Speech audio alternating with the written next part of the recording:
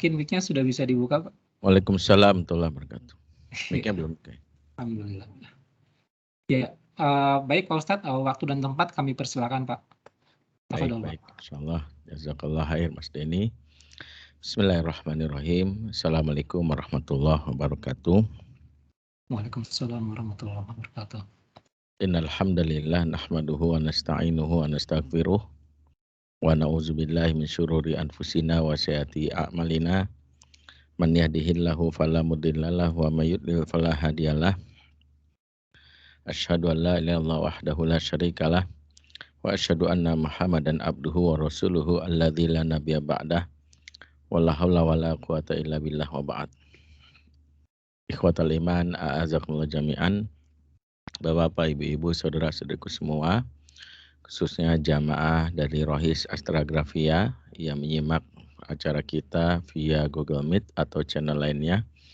Alhamdulillah di kesempatan di sore hari ini, di hari Kamis, di mana ini juga menjelang akhir pekan yang mudah-mudahan setiap harinya kita senantiasa mendapatkan keberkahan dari Allah, dan juga kita berharap bahwa urusan kita dalam hal ini senantiasa diberikan kemudahan oleh Allah Subhanahu wa taala. Di tengah situasi pandemi hari ini kita masih berinteraksi via Google Meet atau via channel internet ya, alias Microsoft Teams ya. Via Microsoft Teams. Jadi mungkin memang inilah kondisi yang harus kita terima, bahwa kondisi hari ini membuat kita tidak bisa melakukan pertemuan secara offline, tapi kita bisa berinteraksi secara online, dan ini nikmat yang wajib kita syukuri. Dan kita berharap bahwa situasi di mana pandemi yang sekarang sedang melanda negeri ini hingga 2 tahun lebih, bahkan disinyalir sekarang sudah terjadi gelombang ketiga dari pandemi. Walaupun kadang saya berpikir ya, ini pandemi atau pendaftaran sekolah ya, tapi kita berhusnuzon bahwa situasi ini ada situasi menjelang kembali normal ya. Mudah-mudahan seperti yang sebagian para pengamat mengatakan, bahwa Omikron ini bisa jadi adalah booster yang memberikan pengaruh kuat pada kita menghadapi virus-virus yang lainnya dan terjadi herd immunity, dan itulah yang kita harapkan. Dan di kesempatan sore ini kita berbincang tentang masalah keluarga yang sejatinya menjadi bekal buat yang ingin menikah, akan menikah, ataupun yang telah berumah tangga. Khususnya bagaimana memiliki basis yang benar tentang perjalanan dalam menjalani bahtera rumah tangga yang boleh dibilang adalah ibadah yang paling lama dan ibadah terpanjang. Karena ukurannya, durasinya tidak bisa ditentukan. Kalau Ramadan durasinya 30 hari, kalau umroh ya mungkin katakanlah umroh sendiri sebenarnya secara ibadah itu paling cuma 2-3 jam atau bahkan 4 jam lah. Tapi kalau sama perjalanan dihitung mungkin 9 atau 10 hari ya, karena harus melakukan banyak aktivitas di luar selain umroh. Haji pun rata-rata 40 hari ya, sholat paling cuma 5-10 menit ya. Tapi khusus nikah ini sesuatu yang kita tahu memiliki masa yang panjang, dan untuk masa yang panjang ini kita harus punya bekal yang cukup, karena jangan sampai pernikahan yang sejatinya ibadah panjang ini dimasuki dengan penyakit-penyakit yang merusak nilai ibadah itu.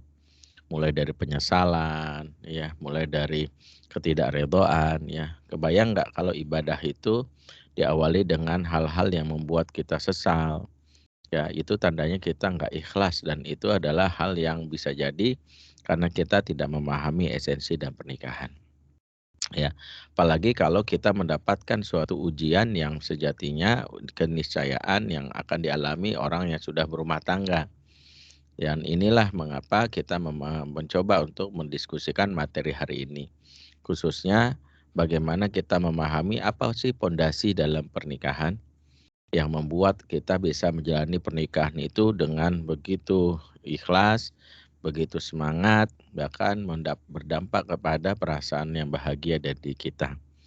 Di mana pondasi ini sejatinya adalah sesuai dengan apa yang sejatinya didoakan baginda Nabi pada saat awal-awal orang memulai perjalanan pernikahan.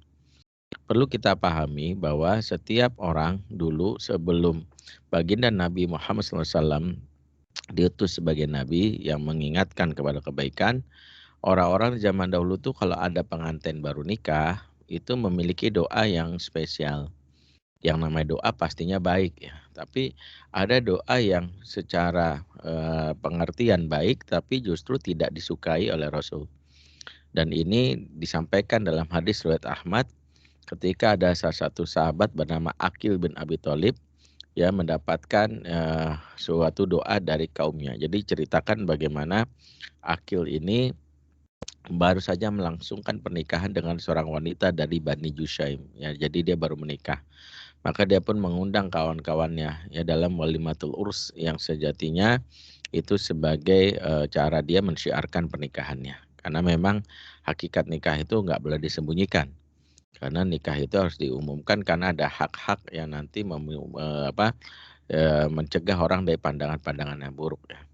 Pada saat dia menjalankan walimatul ursi itu, kawan-kawannya datang. Nah, dan di situ kawannya mengucapkan doa yang lazimnya sudah biasa diucapkan oleh zaman dahulu. Bahkan zaman sekarang pun masih ada yang mengucapkan doa tersebut.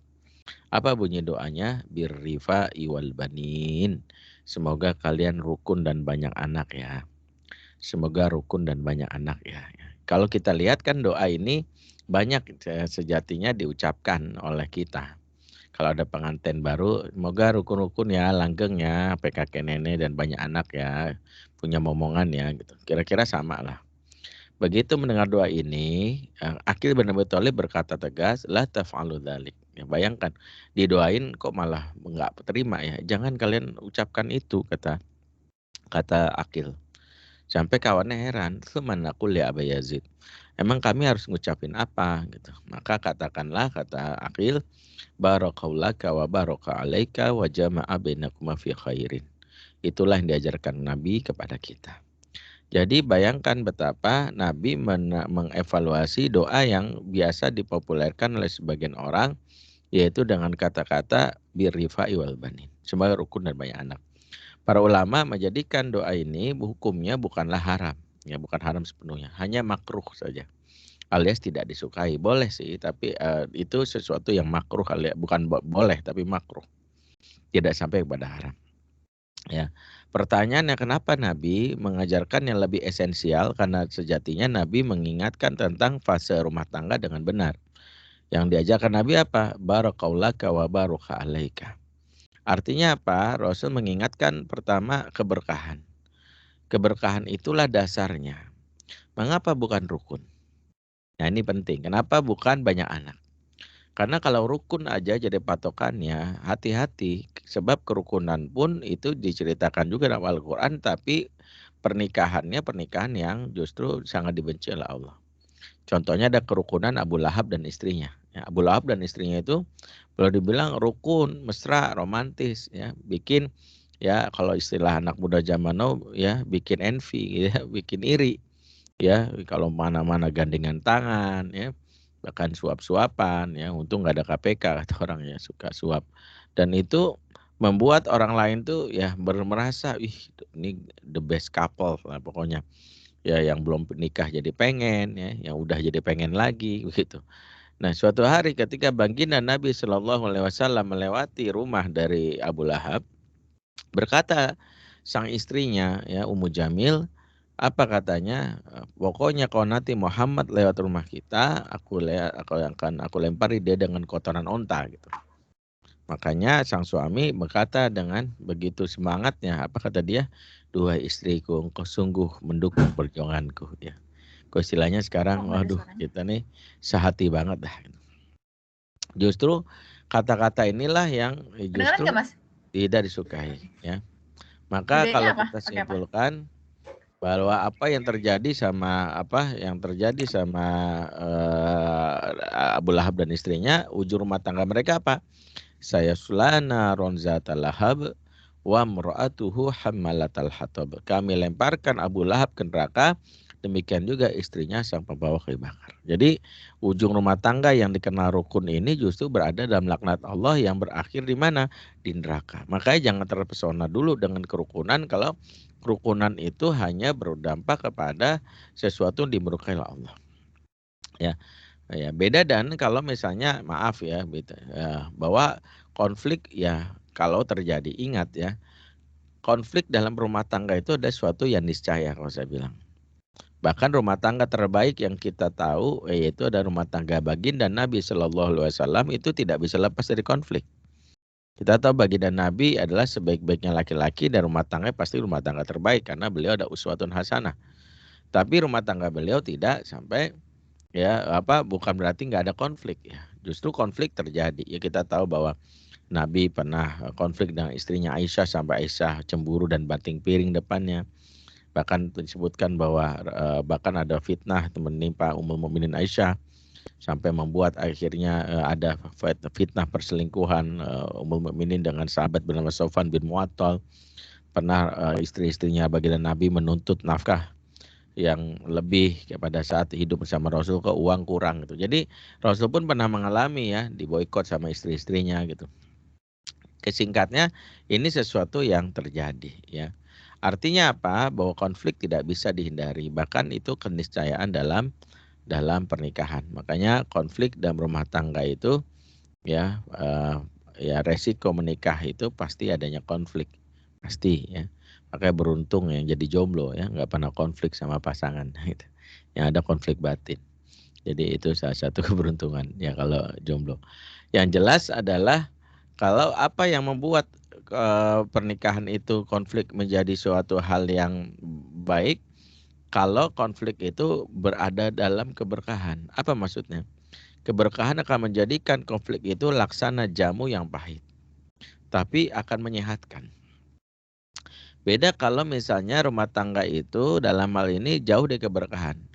Maka yang terjadi adalah rumah tangga itu dalam hal ini ya konflik itu laksana racun, pahit dan menyakitkan bahkan mematikan.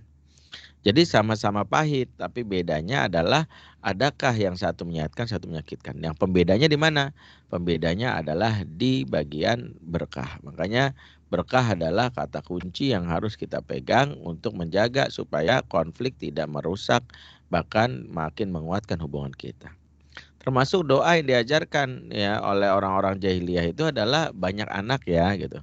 Rasulullah juga mengkritik dengan bahwa tujuannya bukan itu. Artinya apa? Memang secara manusiawi orang nikah pengen punya banyak anak. Punya keturunan maksudnya. Tapi anak kalau tidak berkah, ingat basicnya adalah berkah. Anak juga kalau tidak berkah akan jadi penyebab ya musibah bagi orang tuanya. Betapa banyak orang tua yang stroke gara-gara dengan laporan tentang anaknya. Anak ada 5, 5-5-nya bikin hati dongkol.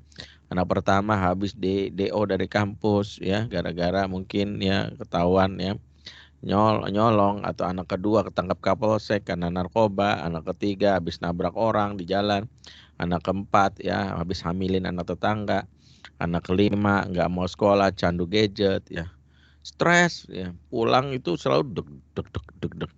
Itulah kenapa yang kita minta itu bukanlah sekadar banyak anak, tapi berkah dulu. Artinya apa?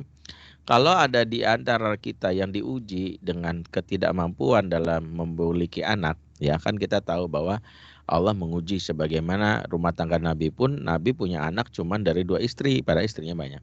Satu dari Khadijah, satu lagi dari Maria Al-Qibtiyah. Sementara dengan Aisyah, dengan Hafsah, dengan yang lainnya Rasulullah tidak punya anak.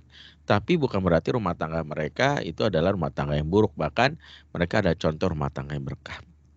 Makanya dari sini kita paham bahwa berkah adalah sesuatu yang menjadi dasar bagaimana kebaikan itu datang. Karena di antara makna berkah itu adalah ziyadatul khair, bertambah-tambahnya kebaikan. Ya, jadi makna berkah itu adalah bertambahnya kebaikan. Apa maksudnya? Kalau kebaikan itu bertambah, maka keburukan akan terusir dengan sendirinya. Karena kan baik itu terus akan mengisi ruang-ruang dalam diri kita dan keburukan akan terusir.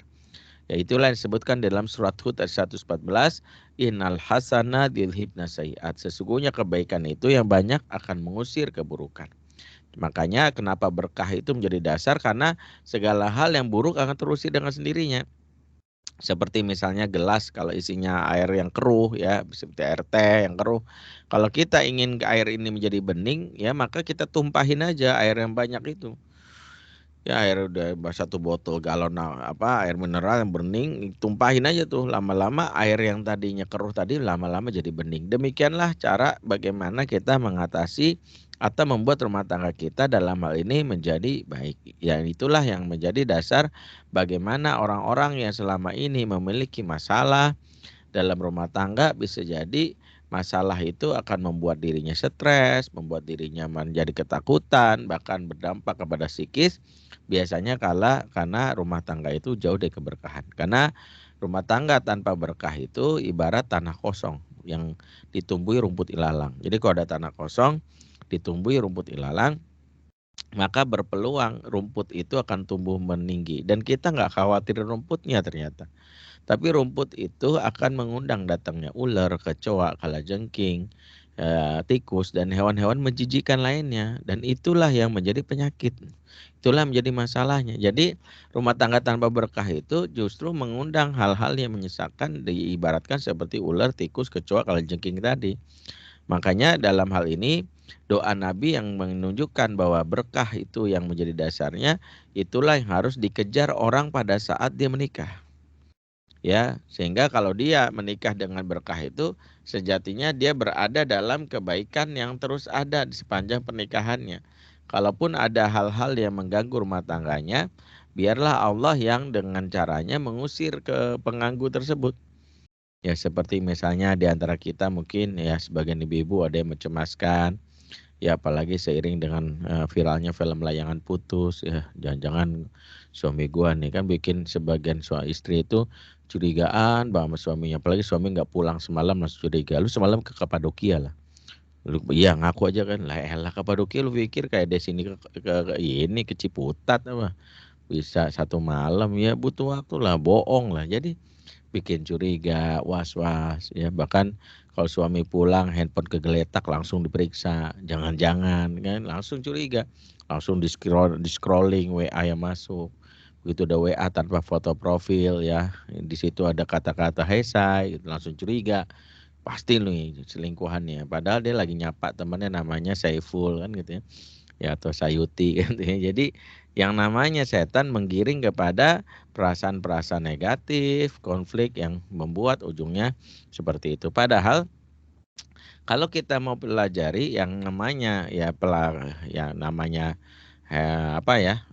setan yang muncul seperti kan salah satu setan ditakuti oleh emak-emak zaman now namanya Falak ya. Nama lengkapnya Falakor ya, Falakor. Nah, pelakor itu atau falakor itu memang membuat sebagian kita itu, sebagian istri merasa stres. Dan kita kadang-kadang mengusirnya atau mencoba membuat suami itu tetap dalam pernikahan tidak sampai dengan putus hanya sebatas urusan teknis. Ya, ya itu adalah dengan aduh kalau gitu gue harus rajin dandan deh. Kalau gitu gue akan berhias deh. Boleh, itu bagus, bahkan itu satu yang benar dianjurkan. Tapi sebenarnya ada yang paling esensial, yaitu kita lupa melibatkan Allah. Bahwa yang menjaga suami kita, menjaga pasangan kita saat kita nggak ada itu adalah Allah. Makanya kalaupun ada orang-orang yang jahat hendak mencoba merusak rumah tangga kita, Allah yang akan menjaganya. Dan cara Allah menjaga itu persis seperti ketika Allah menolong pasukan Badar saat ya berperang melawan pasukan yang kafir dengan jumlah yang terbatas. Kan dikisahkan umat Islam tuh berperang ya kondisinya dengan jumlah terbatas 313 orang dengan 72 kendaraan. Ya artinya musuh pun saat itu lebih ya jumlahnya 1000, kendaraan lengkap, bahkan senjata juga lengkap. Logikanya kalau fight pasti kalah.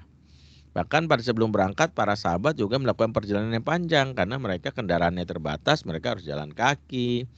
Ya, mereka tidak naik onta semuanya, ada yang jalan kaki ya. Sehingga lelah. Tapi apa yang terjadi? Karena mereka adalah orang-orang yang dibawa pertolongan Allah. Mereka sungguh-sungguh bahwa kalau ngandelin sekedar matematika berperang pasti kalah 300 lawan 1000. Ya, makanya mereka dalam surah Al-Anfal disebutkan kesungguhan mereka. Idzastagitsuna rabbakum fastajaba lakum anni mumiddukum bi alfi minal malaikati murdifin. Ya, ingatlah kamu tatkala kamu istighosah ya, alias sungguh-sungguh berdoa ya. Istighosah itu lebih tinggi dari sekedar doa. Kalau doa mungkin menengadahkan tangan tapi ya sambil ya mengantuk, kadang-kadang tangan di sini.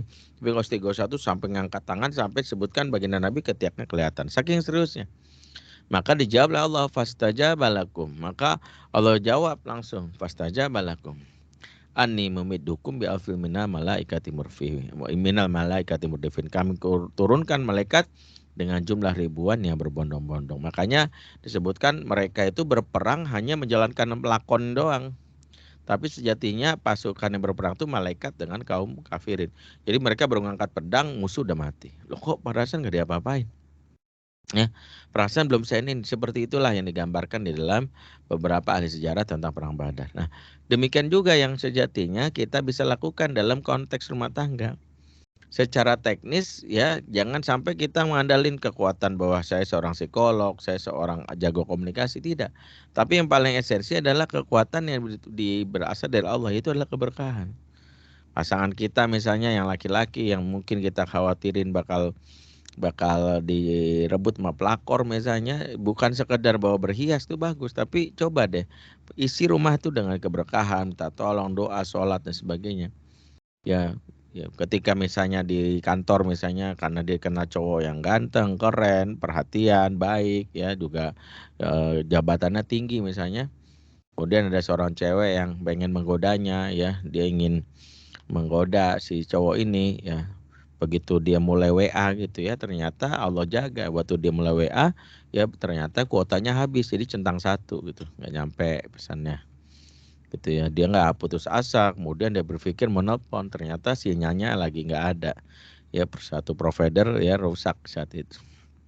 Kemudian dia berpikir kalau gitu nggak usah online deh, besok gue lewat ruangan dia pakai pakaian seksi, pakai baju mini, kemudian pakai sepatu high heels yang membuat dia terpesona misalnya ya. Kemudian dia besok melakukan aksinya, dia dengan sepatu rok mini, baju minim, kemudian pakai high heels lewat. Begitu di jalan karena high heelsnya tinggi banget, kecengklak, jatuh dia ke lantai 2 ya, ke lantai 1 ya, di lantai 2 ya, jatuh ke anak tangga, kita bawa sama teman-temannya ke rumah sakit. Ada aja cara Allah, dan dia nggak kehilangan ide. Wah kalau gitu gue akan bikin dia, wah momen banget nih, dia kan orang yang baik. Kalau dia nengok gue, mudah-mudahan gue bisa rayu lagi di dalam kamar ini. Dikasih kabar ke temannya supaya dia tengok. Dan si bapak atau lelaki yang ingin menengoknya ini, dia niat ya menengok. Begitu dia menengok, dicegah dokter karena si pasien positif COVID-19. Jadi banyak cara Allah menjaga yang kita sebut inilah penjagaan yang bersumber dari keberkahan. Jadi karena itu jangan sampai kita lupa bahwa di antara penyebab masalah rumah tangga itu adalah hilangnya berkah.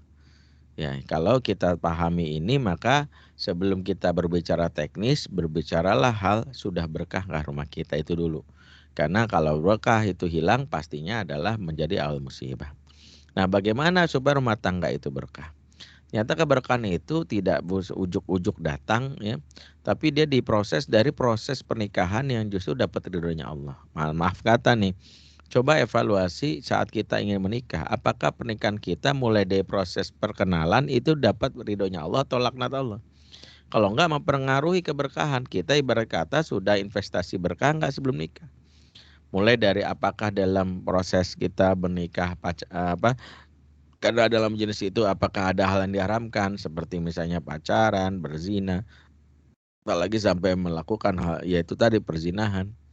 Maka kalau sejak awal menikah sudah menyicil dosa dengan serahkan aktivitas berundang Allah, maka awal dari rumah tangga sejatinya kita dalam program yang bersih-bersih tadi. Ya, ibarat kata sebelum masuk ke dalam rumah kita udah bawa ya piring kotor, udah bawa baju kotor. Maka saat memasuki rumah itu yang kita lakukan adalah bukan istirahat. Yang namanya ketenangan itu nggak datang. Kenapa? Karena kita berangkat dari keadaan kotor dalam tanda kutip ya. Akhirnya kita pulang di rumah buka baju dulu, kemudian bersihin baju, nyuci dulu, kemudian lantai yang gara-gara kita bawa lumpur itu kita bersihin dulu. Niatnya pulang itu pengen segera istirahat, tapi malah kita nyampe rumah itu malah ada kerjaan baru. Demikianlah proses yang dilalui kalau sejak awal pernikahan itu kita sudah menyicil melakukan sesuatu yang mengundang laknat Allah. Di antaranya proses awal nikah yang tidak berkah. Mulai dari proses ta'arufnya. Coba deh cek. Jangan sampai ta'aruf nih khusus bang jomblo yang Allah murka ya, karena di dalam ta'arufnya itu mungkin ada hal-hal yang justru kita lakukan yang haram. Itu yang pertama. Atau yang kedua pada saat akad. Jangan-jangan di akadnya juga ada sesuatu yang terlarang. Di antara akadnya misalnya kita melakukan akad, misalnya ternyata ya walinya bukan, ya itu aja udah membuat tidak sah kalau walinya bukan dari ayahnya. Atau saat akad kita langsung disandingkan padahal belum halal ya.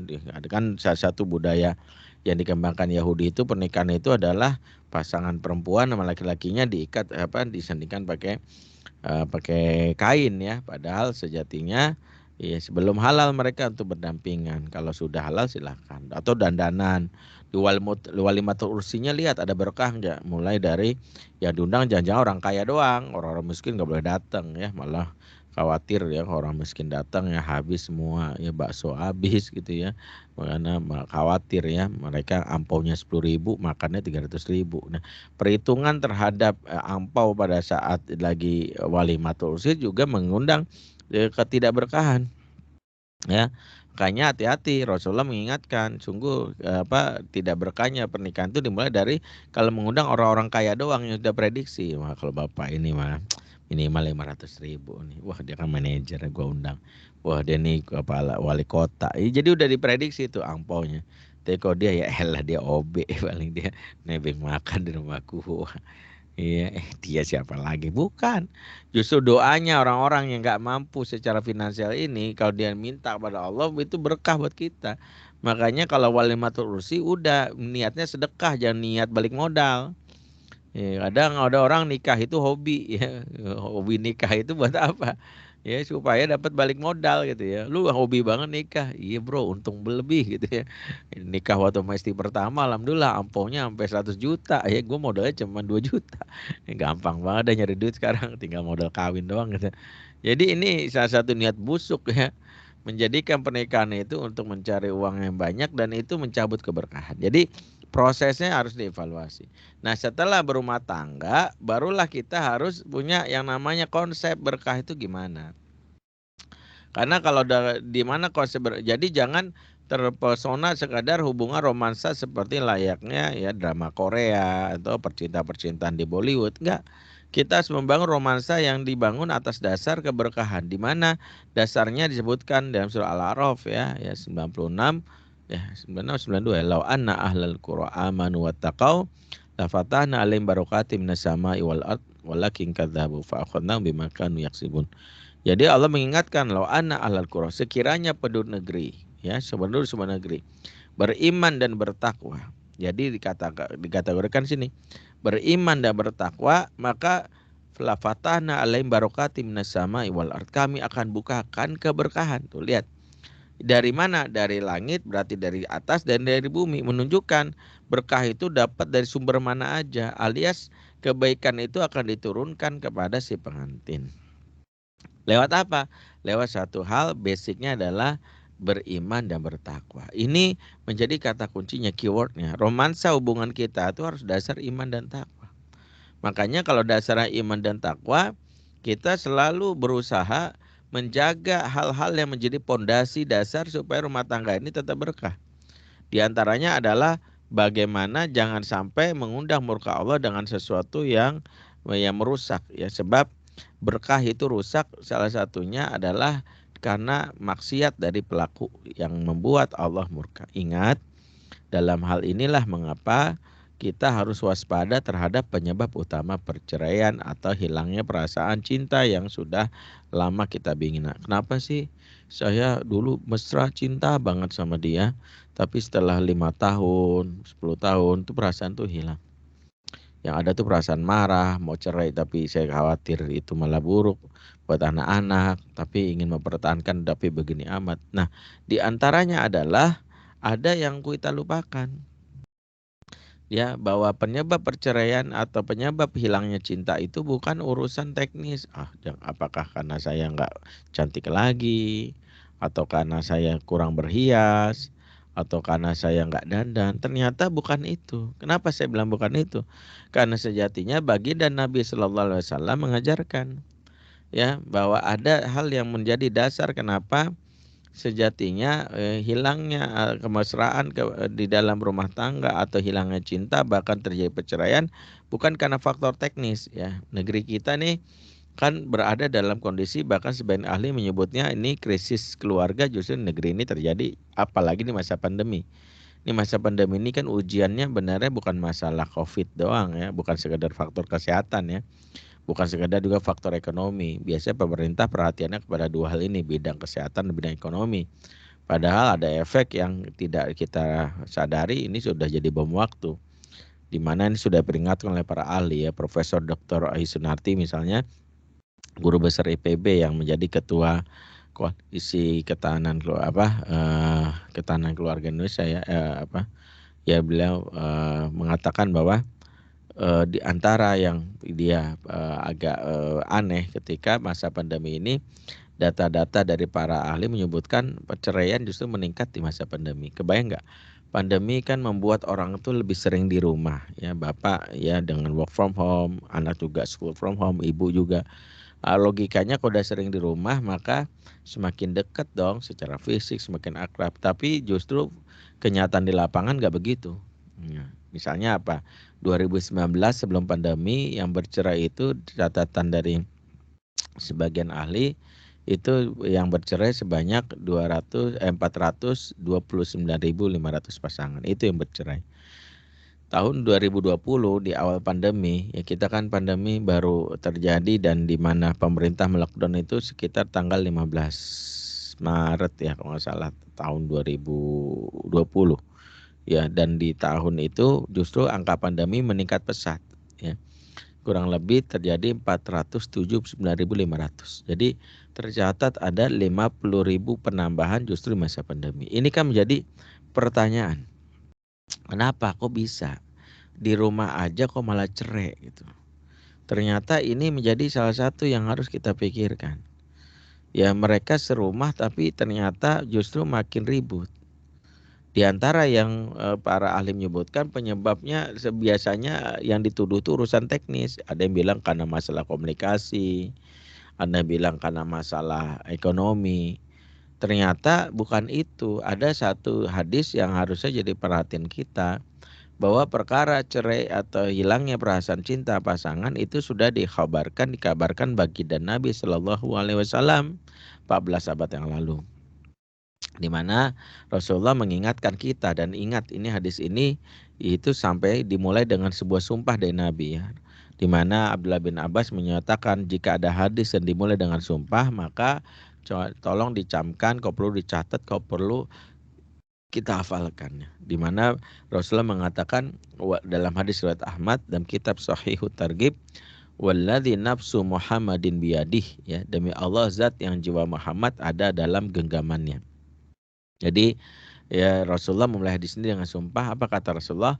Ma tawadda ithnani fafurriqa bainahuma illa bidzambin yuhdisuhu ahaduhuma, ya. Tidaklah dua insan yang saling mencintai, saling mesra, saling akrab, kemudian dia berpisah dan bercerai, ya, kecuali karena dosa salah satu di antara mereka. Jadi orang yang dulunya akrab mesra sebagai suami istri, ya, manggilnya dulu awal nikah ay, beb gitu, ayam, bebek kan gitu, ya. Begitu udah bercerai manggilnya nyet, njing gitu, ya. Itu salah satu yang mungkin dialami. Kenapa mereka berpisah? Kata Rasulullah, illa bidzambin yuhdisuhu ahaduhuma, kecuali karena dosa salah satu di antara mereka. Jadi kalau ditanya apa penyebab utama perceraian, adalah ada dosa yang kadang-kadang kita nggak sadari kita lakukan terus-terusan. Tentu hadis ini bukan menafikan bahwa kan nggak ada satupun kita yang bersih dari dosa, betul. Tapi ketika kita sadar bahwa itu ada suatu dosa dan kita menyepelekannya, bahkan kita tidak menyesalinya, itulah awal dari ya awalnya rusak rumah tangga, dan itulah yang menghancurkan keberkahan. Jadi berkah itu tumbuh ibarat taman yang tiba-tiba karena dosa ya hancur ya, karena dosa itu ibarat meteor yang hancur meluluh lantakan taman yang indah tersebut. Jadi inilah kenapa hati-hati dengan dosa, apalagi jika dosa itu termasuk dosa besar.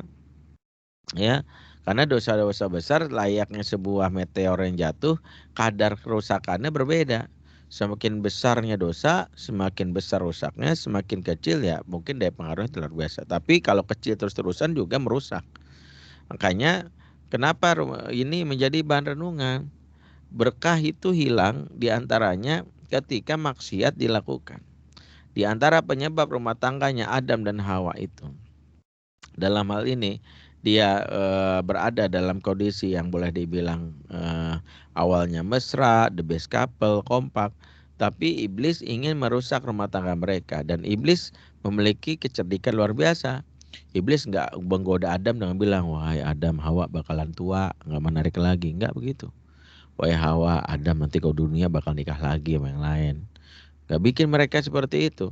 Mereka hanya dibujuk untuk makan sesuatu yang telah diharamkan oleh Allah. Allah katakan fala taqrabaha disajarah. Jangan kalian dekati pohon itu. Ya, tapi yang terjadi malah ada memakannya buah yang ada di pohon tersebut karena mendengar bujukan iblis. Iblis memotivasi dengan kata-kata, ini disebut syajaratul khuldi, ya, pohon kekekalan. Kok kamu makan, kamu makin kekal, nggak perlu ke dunia. Mereka terpesona, dan itulah yang disebut awal dari murkanya Allah, sehingga membuat mereka terpisah ketika dikeluarkan dari surga. Ya, itu, dan ini kita pahami bahwa apa penyebab rumah tangga mereka berantakan, yaitu adalah karena dosa yang dikenal namanya salah makan. Jadi salah makan itu juga adalah sesuatu yang harus kita aware. Jangan sekadar wah yang penting gajinya banyak, yang penting rezekinya banyak. Bukan, tapi apakah ada keberkahan di dalamnya? Apakah rezeki ini sesuatu yang diridhoi atau tidak? Makanya para ulama mengingatkan pentingnya saling mengingatkan khususnya dalam urusan harta itu. Jangan sampai mau ngambil harta haram. Ya, yang penting jumlah banyak. Ya, setiap hak yang kita ambil dari orang lain yang bukan hak kita menagih atas hilangnya yang lain. Ini rumus kehidupan.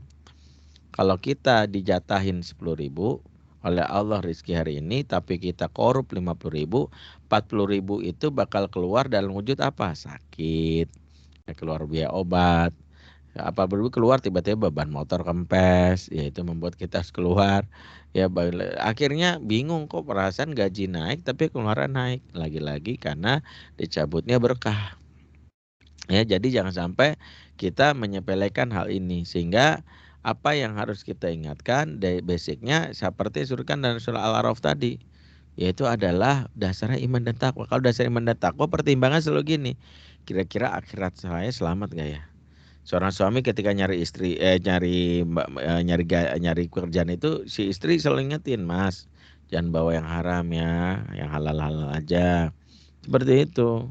Jangan sampai kamu bawa satu yang justru akan membuat rumah tangga kita jadi rusak. Itu anak-anak malah tidak bisa bekerja dengan tidak bisa beribadah, karena setiap apa yang dibawa seorang ayah kepada keluarganya dengan satu yang mengundang murka Allah alias haram, walaupun jumlahnya banyak, hati-hati, di mana sesuatu yang haram akan dijadikan kendaraan oleh setan. Setan itu akan numpang lewat apa? Lewat zat haram, lewat kendaraan, lewat harta dan zat haram yang masuk dalam tubuh. Sehingga kalau ada setan udah numpang dalam diri anak kita, dalam diri pasangan kita, setan itu akan mengalir dalam aliran darah dan akan menggoyang atau menggerakkan tubuh ini. Di mana tubuh itu digerakkan berdasarkan dari mana? Dari ya setan tadi. Ya, di mana setan itu akan menjadi motivator saat berbuat maksiat. Makanya jangan heran kok ada orang yang maaf ya, untuk bangun dugem tengah malam kok bisa melek ya. Pernah bertanya-tanya nggak sih kok bisa ya ada orang bangun tengah malam, kan bukan sesuatu yang mudah ya. Kok dia bisa ya untuk dugem? Padahal nggak ada yang bangunin ya, kayak panitia sahur kan ada yang bangunin sahur. Kalau kita nggak pernah kan dengar ada orang panitia dugem bangun-bangun dugem tek tek tek dugem, nggak ada. Tapi kok dia bisa melek? Lagi-lagi yang mensponsorinya adalah setan melek. Setan membuat matanya terjaga. Tapi ada ya begitu di majelis maksiat atau tempat maksiat dia bisa terjaga, tapi giliran duduk baru di masjid baru nyender tiang dikit gitu ya. Jadi di antara yang memang kita antisipasi kalau dalam rumah tangga itu ada yang membuat hilangnya keberkahan itu adalah yang membuat masalah kacau itu adalah makanan atau zat haram lewat sumber rezeki yang tidak diridhoi. Jadi itu penting. Makanya ketika dasar iman dan takwa nyari tempat tinggal tuh nyari rezeki harus yang halal. Ya, harus yang berkah.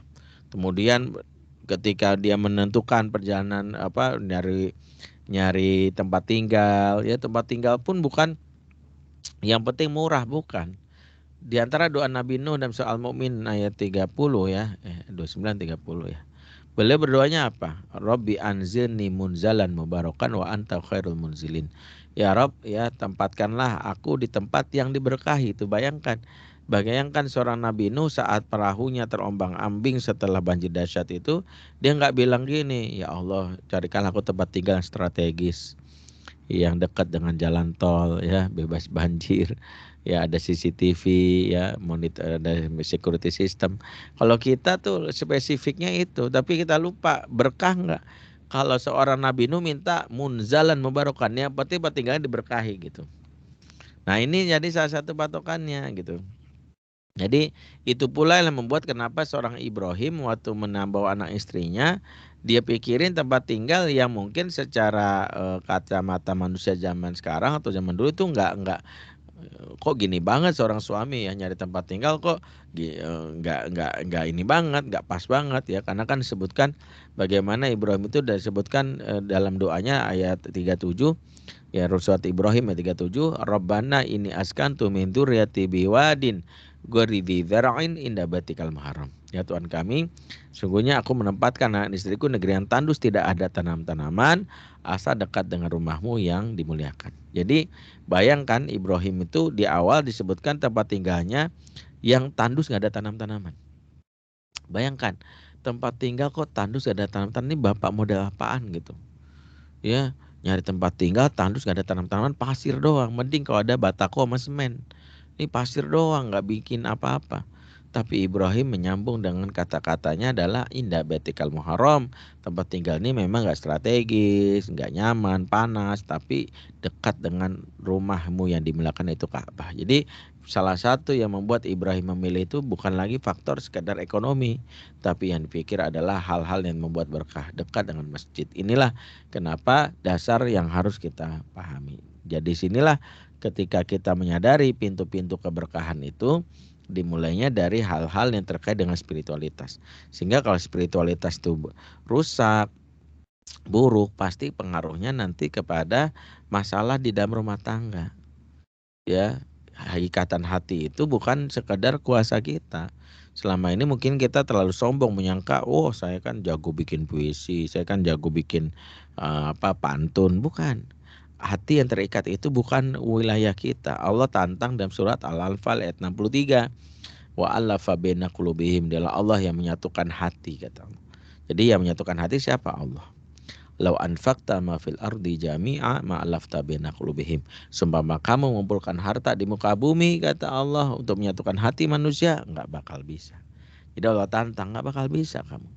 Walakinnallaha alafa bainahum, tetapi Allah yang menyatukan hati. Jadi yang menyatukan hati itu adalah Allah. Sehingga kalau Allah dalam hal ini mengatakan bahwa ini orang sudah membuat maksiat, melakukan hal yang benci, maka salah satu teguran Allah adalah dibikin hubungan sama pasangannya jadi gak mesra. Dibikin hubungan sama pasangannya setan yang menjadi pembisik di telinga pasangan tersebut, sehingga mudah emosi, mudah marah. Ya, saya pernah misalnya ada seorang selebgram lah, seorang artis datang ke saya ya, followernya udah puluhan juta ya. Ya nggak usah kepo siapa orangnya ya.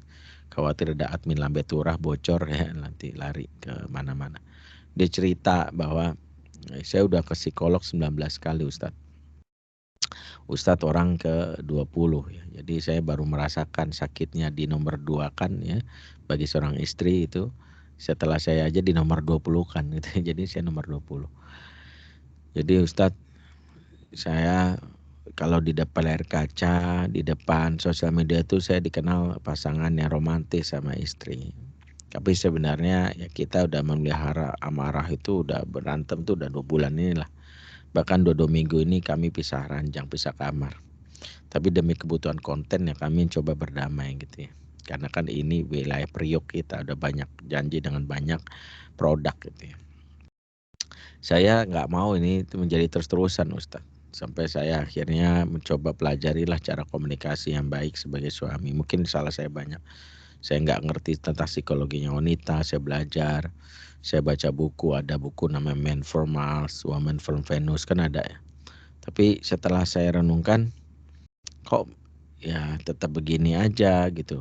Setelah saya pelajari berantem nggak pernah berhenti sampai saya sempat menyerah. Dan saat menyerah itulah kawan saya memberitahu kalau bisa komunikasi aja ke Ustadz Benri karena bisa membantu. Makanya saya minta tanya pendapat Ustadz nih.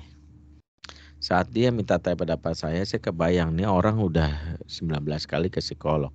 Berarti secara teknis sebenarnya dia orangnya sudah ngerti lah urusan terkait dengan menyikapi pasangan itu. Maka bisa jadi ada urusan non teknis yang dia lupakan. Makanya saya tanya gini, saat subuhnya jam berapa Mas? Saya tanya gitu, saat subuhnya jam berapa? Dia bukannya jawab malah konfirmasi, maksudnya Ustadz? Siapa jelas lagi, setelah subuhnya jam berapa?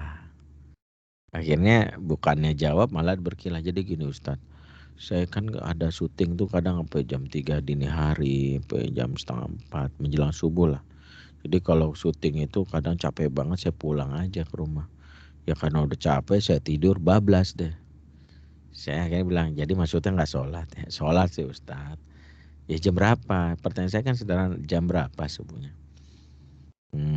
Kadang jam 8, jam 9 gitu. Saya bilang itu bukan sholat subuh, itu sholat duha pakai kunut. Saya bilang. Dia pun malu. Emang ngaruh ya Ustadz? Ya ngaruh banget. Sholat itu bukan hanya tiang agama, dia tiang rumah tangga. Ketika sholat udah diabaikan, itu awal dari hancurnya rumah tangga. Coba deh perhatikan betapa banyak puisi kita buat, tapi sholat kita bukan sholat yang diajarkan. Di antara perilaku kita yang menyepelekan sholat itu adalah sholat yang tidak mukimah. Ini salah satu yang salah paham selama ini. Kan selama ini kita kalau sama pasangan sama anak bilang ya, udah kerjakan sholat belum? Padahal perintah Allah bukan kerjakan sholat, bukan i'mal sholat, tapi aqimis sholat. Sholat itu harus aqimis sholat, iqamah. Di antara bukti iqamah itu sholat itu adalah satu, dia on time, nggak buru-buru. 2, dia sholat itu adalah usahakan dia selain on time ya waktu dia juga berjamaah kalau bisa laki-laki di masjid. Yang ketiga ya dia tuh tumaninah nggak buru-buru. Kalau udah sholat itu udah buru-buru, Allah Akbar, Allah Akbar, Allah Akbar, nggak bisa. Artinya mempengaruhi bagaimana keberkahan yang diturunkan lewat sholat itu. Di antaranya kesakinahan sebagai bagian yang akan dihadirkan dampak dari sholat itu udah nggak ada. Karena kan dalam surat At-Taubah itu Allah katakan inna sholata sakana alaihim. Sesungguhnya sholat kalian itu sholatmu akan memberi ketentangan kepada mereka. Jadi sakinah itu datang lewat sholat. Jadi kalau kita perhatikan inilah salah satu yang harus kita pahami. Jadi dari urusan sholat aja berdampak kepada perilaku para penghuninya. Nah karena waktu terbatas kesimpulannya begini. Ini sekadar untuk kita menghadirkan wacana agar saat kita yang sekarang mau nikah jangan meremehkan, mempersiapkan pintu-pintu keberkahan dari segala prosesnya. Dan kalau sudah berumah tangga, yuk sepakati lagi sama pasangan. Ya jangan-jangan rumah tangga kita udah gak berkah nih. Di antaranya mungkin kita sudah sibuk dengan urusan dunia, lupa dengan tanggung jawab akhirat. Sudah gak lagi mengingatkan dalam urusan yang terkait dengan spiritual. Sholat seadanya bahkan sering ditinggalkan. Baca Quran juga kadang-kadang kita remehkan, gak pernah dibaca dan segala hal lainnya. urusan hidup kita cuman ya kalau nggak kerja, nonton drakor, ya nonton film, ya makan-makan, tidur, nggak ada nuansa ibadah, dan itulah yang merusak bagaimana keberkahan dalam rumah.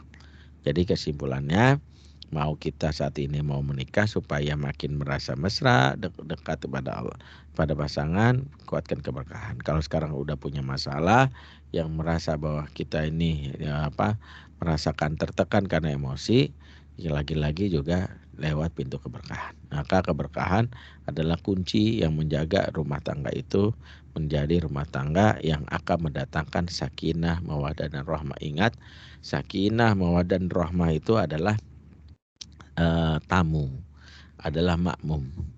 Ya tuan rumah atau imamnya namanya berkah. Kalau berkah udah ada, tamunya sakinah, mawaddah, dan rahmah juga akan datang. Insya Allah seperti itu.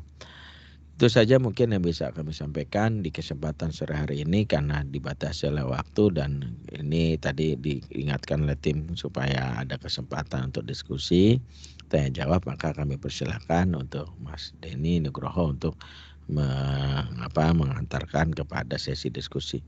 Aku qouli hadza wa astaghfirullahi wa lakum. Wassalamualaikum warahmatullahi wabarakatuh. Waalaikumsalam warahmatullahi wabarakatuh. Syukran Pak Ustadz. Bapak Ibu sekalian, kita masih ada waktu kurang lebih 15 menit untuk siapa tahu mungkin dari Bapak Ibu ada yang ingin disampaikan terkait materi ini ya, menabur berkah untuk rumah tangga. Silakan bisa disampaikan baik via chat atau mungkin langsung raise hand. Boleh nanya Mas Denny? Ya, mangga, silakan Mas Yagi. Ya, Assalamualaikum warahmatullahi wabarakatuh. Assalamualaikum Ustadz. Warahmatullahi wabarakatuh.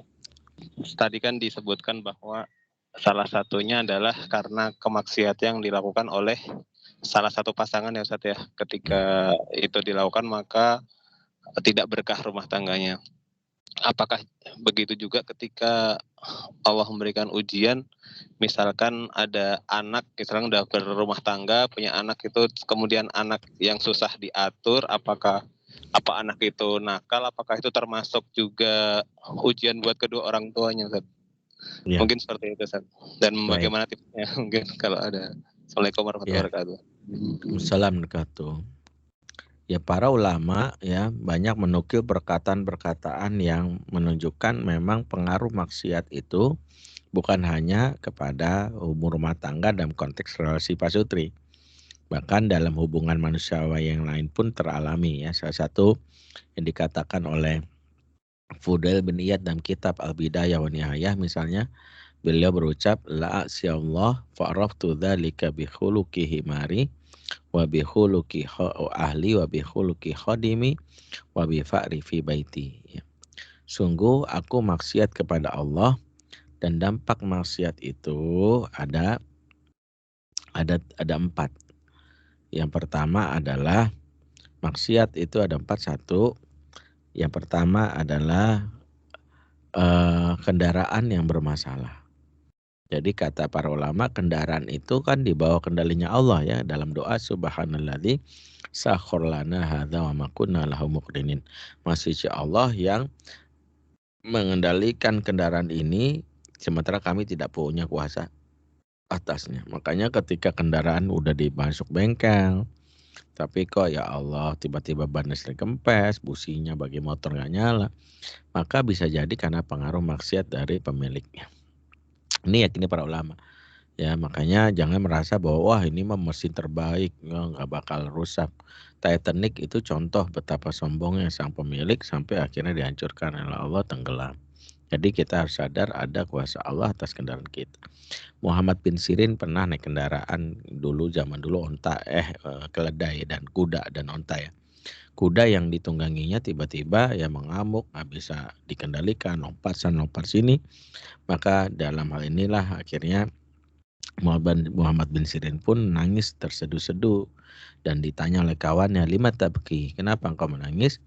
Dijawab oleh beliau, disebabkan dosaku di malam hari, Allah mencabut ya kendaliku atas kuda ini. Jadi dia pun menyadari ada dosa dia yang dilakukan di malam hari. Jadi ini hal yang menjadikan kita harus menjaga diri diantaranya adalah pengaruhnya ke kendaraan. Kedua, ya kendaraan dampak masa itu adalah anak dan istri, ya ahli itu anak dan istri. Jadi selain istri anak juga, ya makanya ketika dulu saya pernah diminta ngisi kajian sebuah BUMN di daerah Kemayoran dan saya nggak naik mobil saat itu, saya dijemput oleh seorang supir ojek ya jadi pulang naik ojek dan supir ojek ini ya nanya sama saya gitu.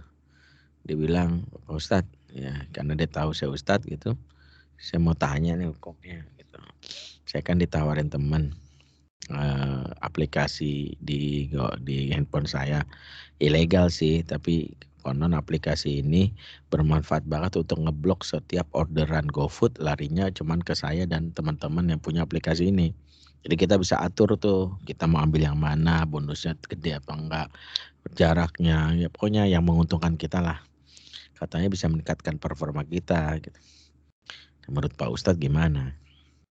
Saya waktu dia ngomong gitu saya cuma bilang gini doang, "Boleh aja kau tanggung resikonya." Dan resikonya tangkap polisi ya Pak Ustadz? Enggak, itu mah kecil. Resikonya istri suka ngelawan, anak susah diatur. Terus dia langsung berhenti dia, pantesan. Terus saya tanya, "Kenapa Pak?" "Ya Allah Ustadz," langsung dia, waduh saya lagi gemeteran nih, "Kenapa?" "Anak saya tuh Pak Ustadz udah gini-gini alhamdulillah di pesantren." SMP gitu ya, 2 minggu yang lalu itu dia nelpon saya nggak ada angin nggak ada hujan. Tiba-tiba dia bilang, "Pak, lain kali kau ngirim uang bulanan halal-halal aja ya, jangan haram-haram." Saya tanya, "Maksudnya kenapa ngomong gitu?" "Iya soalnya udah 2 minggu hafalanku nggak nambah-nambah. Kata ustadku kalau hafalan nggak nambah periksa sumber makanan." Bisa jadi. Nah selama ini kan yang ngasih makan bapak gitu. Jadi saya khawatir gitu. Nah itulah dia langsung merinding, "Ya kalau gitu saya nggak mau lah Pak Ustadz," gitu. Sampai segitunya. Nah, yang ketiga dampak maksiat itu adalah pembantu atau anak buah yang ngeselin. Jadi kalau kita punya pembantu anak buah yang bertingkah, ngeselin hati, bisa jadi karena dosa kita.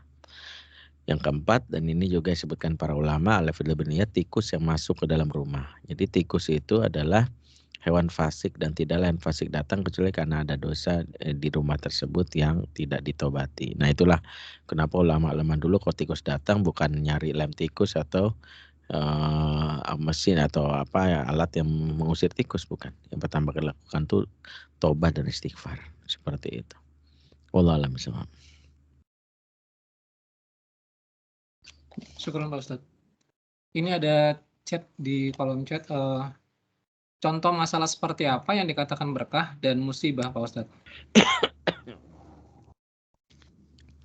Berkah karena maknanya adalah kebaikan, maka segala sesuatu yang datang kalau mendekatkan kita kepada Allah itu adalah berkah. Sementara musibah adalah sesuatu yang menjauhkan dari Allah. Makanya ada orang-orang yang tertipu ketika dapat rezeki banyak seolah-olah itu adalah berkah. Padahal bisa jadi musibah. Kenapa? Dia gara-gara rezekinya banyak, dia jadi malas sholat. Jadi sholatnya selalu ditunda-tunda.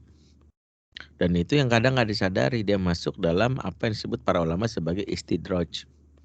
Di mana istidraj itu adalah dibukakan pintu kesenangan, tapi sejatinya disiapkan musibah yang lebih besar lagi, yaitu musibah kesakitan. Dan ini ceritakan dalam surat Al-An'am ayat 44. Falamma nasu ma dzukiru bi fatahna 'alaihim abwaaba kulli syai' hatta idza farihu bima utu akhadnahum baghtatan fa idzahum mublisun. Tatkala mereka melupakan ayat Allah, maka kami bukakan pintu kesenangan. Jadi dia lupain ayat Allah, malas sholat, malas ibadah, justru dibukakan pintu kesenangan. Dibikinlah karirnya meningkat, ya, dikesankan ya istri makin nempel, anak-anak berprestasi. Ingat, ya tapi apa yang terjadi? Malas ibadah, malas apa? Apa yang terjadi? Ya, sampai dia di puncak kesenangannya kata Allah hatta idza farihu bima utu, tatkala dia sampai di puncak kesenangannya akhadnahum baghtatan fa idzahum mublisun, kami timpakan musibah secara mendadak dan langsung stres putus asa.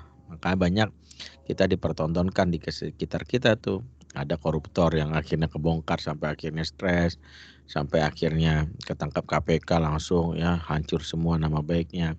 anaknya nggak mau lagi sekolah, istrinya kayak gitu, sampai dia harus dirawat rumah sakit jiwa gitu. Banyak kasusnya, ada yang akhirnya bunuh diri. Lagi-lagi adalah ketika sejak awal dia lupa bahwa bisa jadi itu adalah salah satu musibah yang harus kita pahami kalau kita justru makin jauh dari Allah. Karena itu harus diingat. Kalau kita sadar bahwa ya Allah kayaknya ini sholat saya udah mulai nggak khusyuk, kayaknya sudah mikirin dunia nih, ya Allah saya tuh udah jarang baca Quran. Segera kita istighfari dan langsung perbaiki agar jangan sampai berkelanjutan. Wallahu a'lam bishawab. Syukran Pak Ustadz. Afwan. Baik Bapak Ibu, apa masih ada pertanyaan lagi? Oke. Oke, jika kalau tidak ada, saya izin untuk mengakhiri pertemuan kita pada sore hari ini. Pak Ustadz, jazakallah khair Pak Ustadz atas ilmu yang Iya. sudah dibagikan. Insya Allah bermanfaat buat kita untuk membuka pintu keberkahan bagi keluarga kita. Iya. Alhamdulillah. Mari bersama-sama kita tutup perjumpaan kita ini dengan doa kafaratul majelis. Subhanaka Allahumma bihamdika asyhadu an la ilaha illa anta astaghfiruka wa atubu ilaik. Mohon maaf jika ada kekurangan. Billahi taufiq wa hidayah. Wassalamualaikum warahmatullahi wabarakatuh. Waalaikumsalam. Afwan. Waalaikumsalam warahmatullahi wabarakatuh.